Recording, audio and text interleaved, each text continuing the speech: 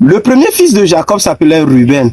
Le nom Ruben veut dire « voici un fils ». Un nom qui lui confère non seulement une responsabilité, mais aussi un devoir. Dans la société traditionnelle africaine, si on n'est par exemple l'aîné, on doit être un modèle en amour, un précurseur dans la justice et la manière dont on défend ses frères devant les dangers. Dans Genèse le chapitre 37, lorsque Joseph, le petit frère de Ruben, avait eu un problème, Ruben n'a pas su défendre Joseph comme il le faut. Ce qui a poussé ses frères à le mettre dans une citerne. Il revient vers la citerne. Il n'a pas pu retrouver son petit frère Joseph. C'est là où il déclarait dans le livre de Genèse le chapitre 37, l'enfant n'y est plus. Cette déclaration a poussé le pasteur Bruce Coablan Sylvestre à écrire un poème à San Antonio le 18 juin 2023 intitulé The Child is no more, ce qui veut dire l'enfant n'y est plus.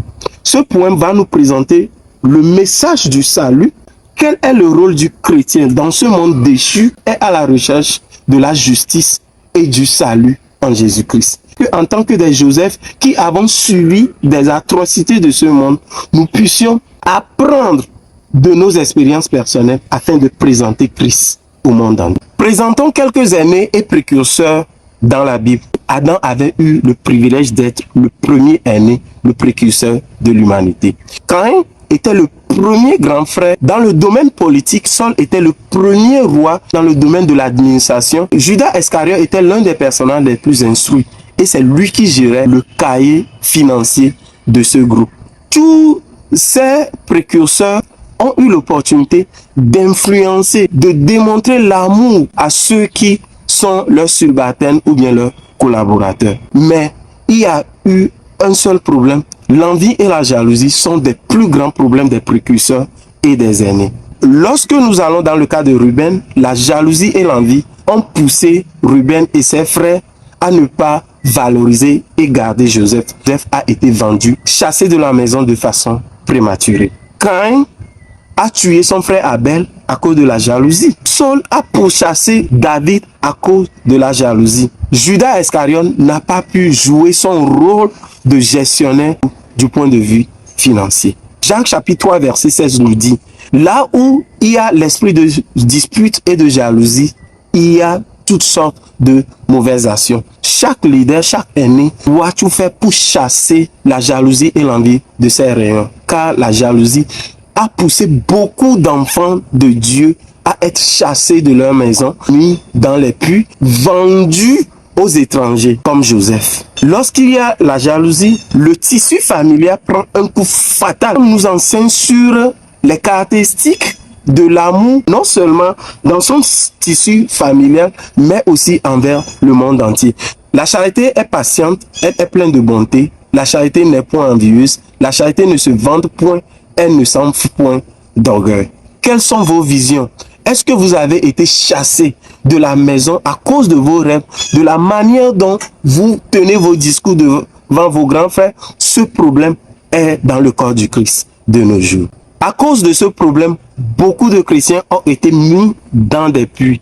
Les leaders sont obligés de dire l'enfant n'y est plus. Plusieurs personnes, pour atteindre leurs objectifs de la vie, ont fait des choses qui ne sont pas très bonnes, bibliquement, socialement, moralement parlant, pour atteindre leurs objectifs. Pasteur Bruce leur présente dans la deuxième partie de son poème, nous avons besoin de leur démontrer de la compassion.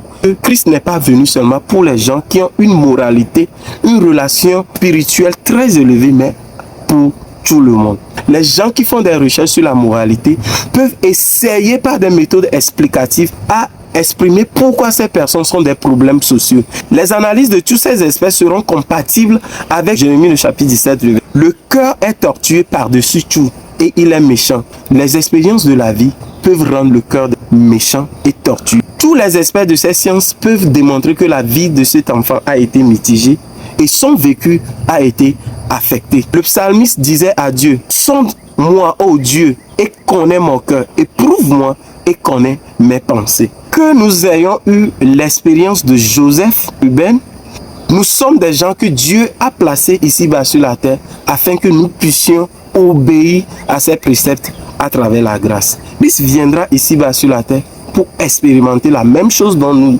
aussi nous avons expérimenté, afin de nous donner le salut. Comme Joseph, si vous avez été chassé de votre maison, passé par des situations très difficiles pour devenir qui vous êtes et que vous traînez ces blessures intérieures, Jésus-Christ a subi les mêmes choses. Il a été rejeté. Il est venu parmi les saints ne l'ont pas reçu. Il est venu parmi ses frères ne l'ont pas reçu. Et si vous avez subi Caïn, vous avez été tué. Le sang de Jésus-Christ crie plus fort que celui d'Abel. Donc, le sang de Jésus-Christ crie plus fort que vos blessures intérieures. Que vous ayez été désobéi comme Ruben, Jésus-Christ vous donne encore l'opportunité de ne pas vous victimiser. Pleurez toujours sur votre cas en disant que vous n'avez pas fait ce qu'il faut faire pour sauver un ami ou bien un frère comme Joseph. Jésus-Christ, ayant subi les mêmes choses, il va aller à la croix pour traiter toutes nos meurtrissures. Ésaïe le chapitre 53, le verset 5. Mais il était blessé pour nos péchés, brisé pour nos iniquités. Le châtiment qui nous donne la paix est tombé sur lui. Et c'est par ces meurtrissures que nous sommes guéris. C'est à cause de cela même que nous avons une espérance sur Jésus-Christ. Il a les mêmes expériences que nous avons connues.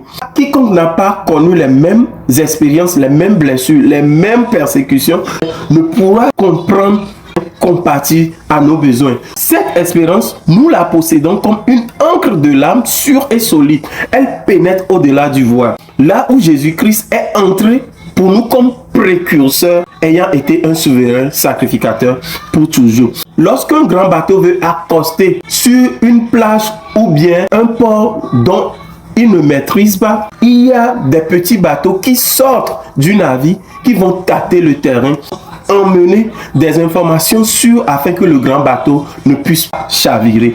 De la même manière, Jésus-Christ, connaissant toutes nos blessures intérieures, est sorti comme un précurseur, un canot de sauvetage ou bien un bateau de sauvetage et a tâté le terrain. Ce qui nous a permis aujourd'hui d'avoir l'espérance en lui, car il a subi les mêmes choses que nous. Il nous dira dans Jean 3,16 que quiconque croira en lui ne périra point, quelles que soient nos blessures intérieures. Que Dieu vous bénisse.